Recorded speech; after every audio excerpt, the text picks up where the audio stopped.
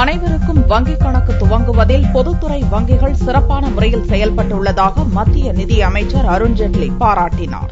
2014-2015 நிதியாண்டின் 2ஆம் காலாண்டில் பொதுத்துறை வங்கிகளின் செயல்பாடு குறித்த ஆலோசனைக் கூட்டத்தை மத்திய நிதியமைச்சர் அருண்ஜேட்லி டெல்லியில் நடத்தினார். பல்வேறு திட்டப் பணிகளுக்கு நிதியுதவி வழங்குவதற்கான முன்னெச்சரிக்கை நடவடிக்கைகளை மேற்கொள்ளும்படி கூட்டத்தில் பங்கேற்ற பல்வேறு வங்கிகளின் உயரதிகாரிகளுக்கு ஜேட்லி அறிவுறுத்தினார். கூட்டத்துக்கு பின் பேட்டியளித்த அருண்ஜேட்லி, அனைவருக்கும் வங்கிக் கணக்கு துவங்க வகை செய்யும் ஜன்தன் யோஜனா திட்டத்தை செயல்படுத்துவதில் பொதுத்துறை வங்கிகள் சிறப்பான முறையில் செயல்பட்டு வருவதாக பாராட்டு தெரிவித்தார்.